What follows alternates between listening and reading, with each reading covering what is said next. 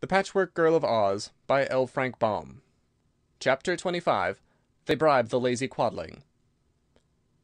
"Now," said Dorothy as they stood on the mountain path, having left behind them the cave in which dwelt the Hoppers and the Horners, "I think we must find a road into the country of the Winkies, for there's where Ojo wants to go next." "Is there such a road?" asked the Scarecrow. "I don't know," she replied. "I suppose we can go back the way we came, to Jack Pumpkinhead's house, and then turn into the Winkie country. But that seems like running around a haystack, doesn't it?" "Yes," said the Scarecrow. "What is the next thing Ojo must get?" "A yellow butterfly," answered the boy. "That means the Winkie country, all right, for it's the yellow country of Oz," remarked Dorothy. "I think, Scarecrow, we ought to take him to the Tin Woodman, for he's the Emperor of the Winkies, and will help us to find what Ojo wants." "Of course," replied the Scarecrow, brightening at the suggestion. "The Tin Woodman will do anything we ask him, for he's one of my dearest friends. I believe we can take a cross-cut into his country, and so get to his castle a day sooner than if we travel back the way we came." "I think so, too," said the girl, "and that means we must keep to the left." They were obliged to go down the mountain before they found any path that led in the direction they wanted to go, but among the tumbled rocks at the foot of the mountain was a faint trail which they decided to follow. 2 or 3 hours' walk along this trail brought them to a clear, level country, where there were a few farms and some scattered houses. But they knew they were still in the country of the Quadlings, because everything had a bright red color. Not that the trees and grasses were red, but the fences and houses were painted that color, and all the wild flowers that bloomed by the wayside had red blossoms. This part of the Quadling country seemed peaceful and prosperous, if rather lonely, and the road was more distinct and easier to follow. But just as they were congratulating themselves upon the progress they had made, they came upon a broad river which swept along between high banks, and here the road ended, and there was no bridge of any sort to allow them to cross.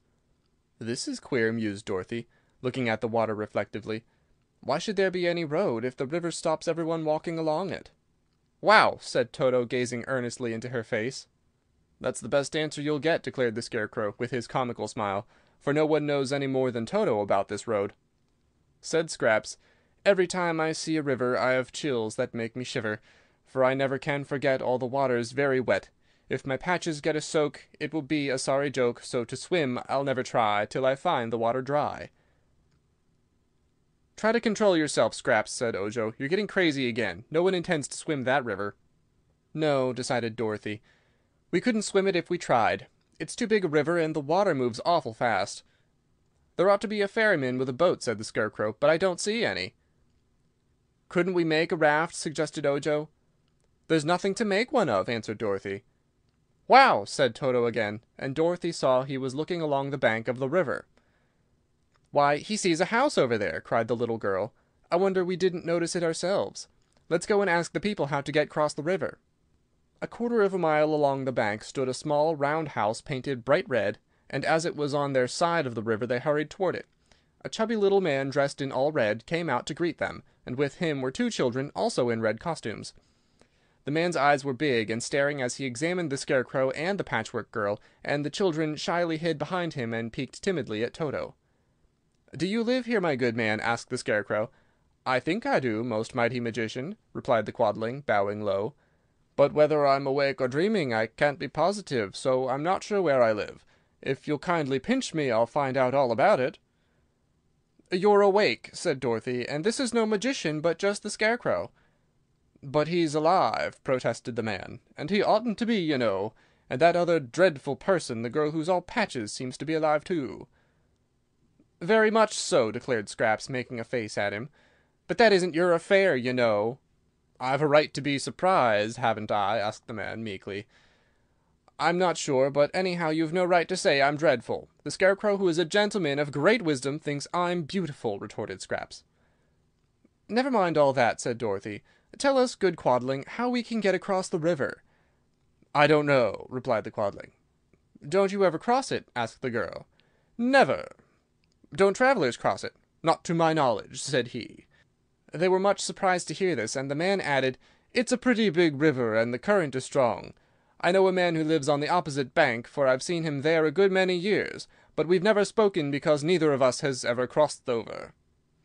"That's queer," said the Scarecrow. "Don't you own a boat?" The man shook his head. "Nor a raft?" "Where does this river go to?" asked Dorothy. "That way," answered the man, pointing with one hand. It goes into the country of the Winkies, which is ruled by the Tin Emperor, who must be a mighty magician because he's all made of tin, and yet he is alive. And that way," pointing with the other hand, "the river runs between two mountains where dangerous people dwell." The Scarecrow looked at the water before them. "The current flows toward the Winkie country," said he, "and so, if we had a boat or a raft, the river would float us there more quickly and more easily than we could walk." "That is true," agreed Dorothy, and they all looked thoughtfully and wondered what could be done.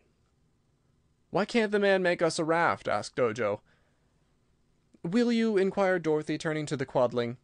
The chubby man shook his head. "I'm too lazy," he said. "My wife says I'm the laziest man in all Oz, and she is a truthful woman. I hate work of any kind, and making a raft is hard work." "I'll give you my emerald ring," promised the girl. "No, I don't care for emeralds. If it were a ruby, which is the color I like best, I might work a little while." "I've got some square meal tablets," said the Scarecrow. "Each one is the same as a dish of soup, a fried fish, a mutton pot pie, lobster salad, charlotte russe, and lemon jelly, all made into one little tablet that you can swallow without trouble." "Without trouble!" exclaimed the Quadling, much interested. "Then those tablets would be fine for a lazy man. It's such hard work to chew when you eat." "I'll give you 6 of those tablets if you'll help us make a raft," promised the Scarecrow. "They're a combination of food which people who eat are very fond of. I never eat, being straw, but some of my friends eat regularly. What do you say to my offer, Quadling?" "I'll do it," decided the man. "I'll help, and you can do most of the work, but my wife has gone fishing for red eels to-day, so some of you will have to mind the children." Scraps promised to do that, and the children were not so shy when the Patchwork Girl sat down to play with them. They grew to like Toto, too, and the little dog allowed them to pat him on his head, which gave the little ones much joy. There were a number of fallen trees near the house, and the Quadling got his axe and chopped them into logs of equal length. He took his wife's clothesline to bind these logs together, so that they would form a raft, and Ojo found some strips of wood and nailed them along the tops of the logs to render them more firm. The Scarecrow and Dorothy helped roll the logs together and carry the strips of wood, but it took so long to make the raft that evening came just as it was finished, and with evening the Quadling's wife returned from her fishing. The woman proved to be cross and bad-tempered, perhaps because she had only caught one red eel during all the day. When she found that her husband had used her clothesline, and the logs she'd wanted for firewood, and the boards she had intended to mend the shed with, and a lot of gold nails, she became very angry.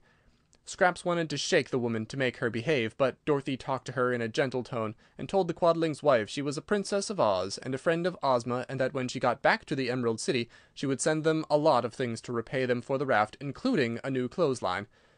This promise pleased the woman, and she soon became more pleasant, saying they could stay the night at her house and begin their voyage on the river next morning. This they did, spending a pleasant evening with the Quadling family, and being entertained with such hospitality as the poor people were able to offer them. The man groaned a good deal, and said he had overworked himself by chopping the logs, but the Scarecrow gave him 2 more tablets than he had promised, which seemed to comfort the lazy fellow. End of Chapter 25. Recording by Eric Leach, Pittsburgh, Pennsylvania.